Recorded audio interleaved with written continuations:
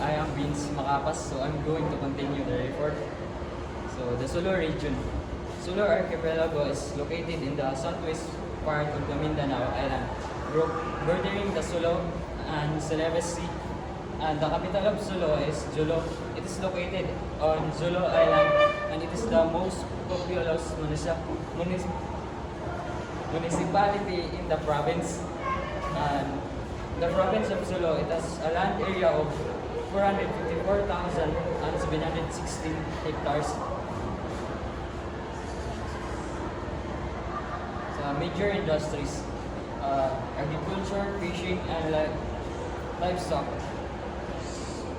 It has the richest fishing grounds in the Philippines. Cities and municipalities. The Indanan, Kalingaran, Kaluang, Lugas, Loob, Maimbog, Umar, Panamaw, Pandaki, Panglima, Estino. The attraction and activities. So the historical, cultural, and heritage attraction. The walled city. The area is built around the Our Lady of Mount Carmel Cathedral and Christian landmark. It established in 1864, and it has survived many conflict under target bombing in 2019, standing as symbol of hope for peace and consistency in a diverse community. And next, the Fort Asturias. It is a Spanish military fort built in Sulu in honor of Princess of Asturias after the Spanish force left the island in 1899. The building was covered into USA military headquarters. Next, the American Calvary Monument. This is located at the hexagon-shaped stone monument in neglected government compound in Zolo. The monument was erected in 1940s to honor fallen soldiers of USA 2nd Cavalry under the command of General John Jack facing conflict. This soldier died during the Moro resistance shortly after the Philippine island was the tomb of Raha Bagunda. The tomb is located at the Raha Bagunda Shrine in within Camp Boddato in Indanan, Sulu. The tomb is marked by a concrete shelter and stood under a large balate tree. The Sulu Museum and Library. The Sulu Museum and Library, known as a national museum in the Philippines, it is located at the Capitol site in the Sulu.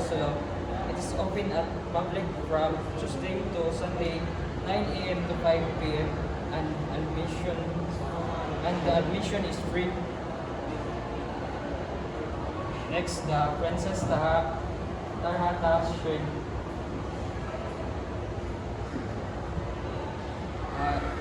It is located on Taglibi Road, Jolo, Sulu in Philippines.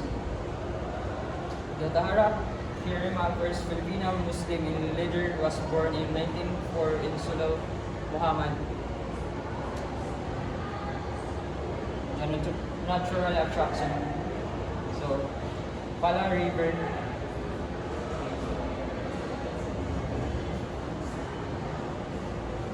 And Jikeri Cave. This cave is located in Mindanao, one of the islands in the Philippines' modern context. The cave itself is not a well-known tourist attraction, but the story of Jikeri and his son is part of the historical and narrative of the region. Pangas Island, Sulu. It is located in barangay within the municipality of Hadi Panglima Tahali in the province of Sulu. It has crystal clear water with a green tint. Next, the Tapaan Island is an island within the province of Sulu. That the island is known for being the first sweet farming in the site of the Philippines. The Belt Attraction. Sulu is located. This is the provincial capital. Sulu is located in Sulu provincial capital. Building itself, often called the Sulu provincial capital, it is known for its dedicated architecture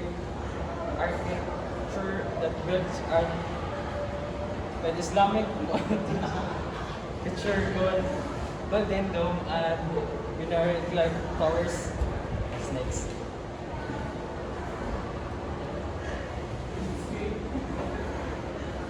The range of accommodation.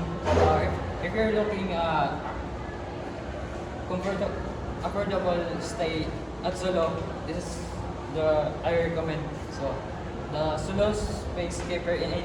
It is a decent and safe place to stay. Staff are warm, and the Sulu Fair Hotel, Honeybee Hotel, the Maison Hotel, and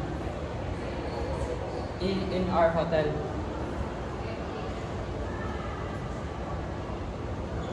So main range of buy natto, bed and breakfast. So if you're going to Sulu and with your family, this is the perfect stay that again recommend.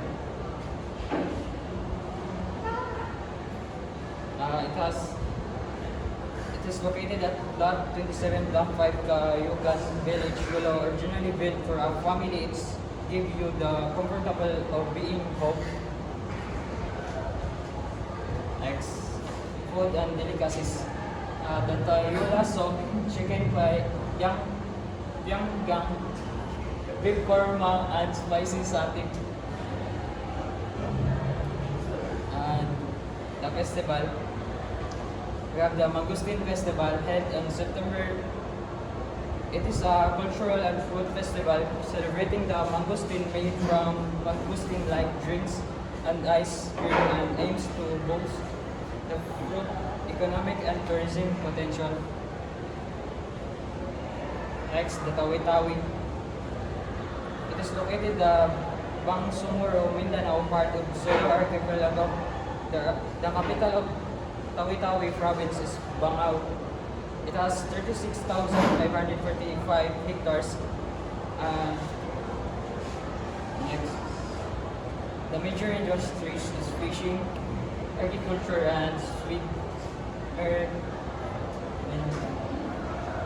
Cities and municipalities: Bangao, Mapon, Sapa-Sapa, Sabunol, Sabuto, Pangdami, Sama, and Lubas. Attraction and activities. The historical, cultural, and heritage attraction.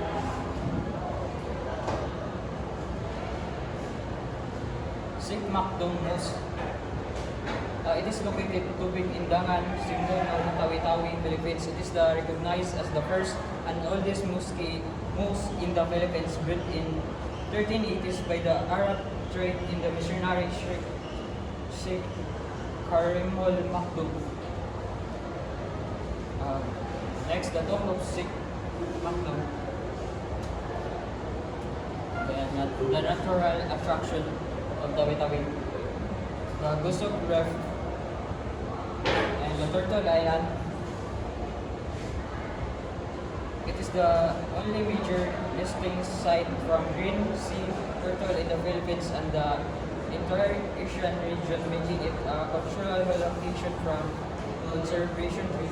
Beautiful with the sand beaches and crystal clear water, and it is often included its island for activities like snorkeling and bird watching. Next, the Kaban Natural Swimming Pool.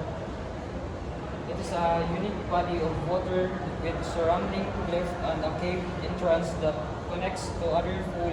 It has cliff jumping and swimming. Next, the Sibuto Natural Wildlife Sanctuary. For its natural attraction due to its untouchable jungle scenery with variant exotic flora found and its location at the water edge where the jungle meets the sea. Next, the Bangao Peak. It is the natural attraction because it is featured as a sacred limestone mountain, flush forest, unique wildlife like the long-tailed macaque, the offer stunning Bono. Next, Tahi Beach. It has a very nice sand and natural attraction. Malabog Cave. It is a natural attraction due to its impressive rock formation, clear water, and significant archaeological importance. Next, the Sintang Kai Island. It is a natural attraction because of its Venice of South nickname, stemming from its unique geography of canals. Wind attraction. Province of Capital.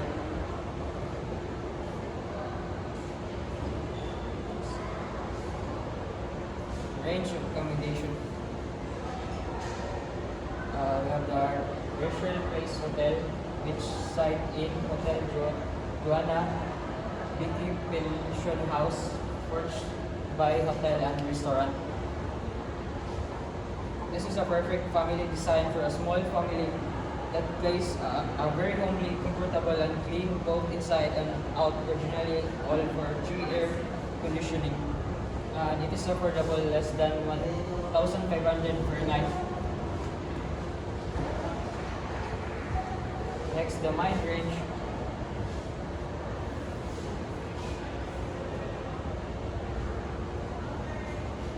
The food and delicacies. We have Siargao,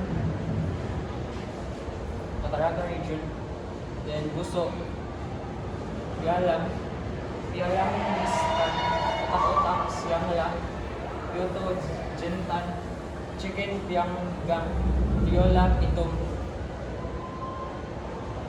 It is made from a good with mixtured garlic, onions, ginger, turmeric, galanggang, and the festival. The Big Festival, it is held by September 25, also called Agal-Agal Festival. It is a Thanksgiving celebration of our good harvest of Carabrins with next, the Sikh Karimol Dome Festival.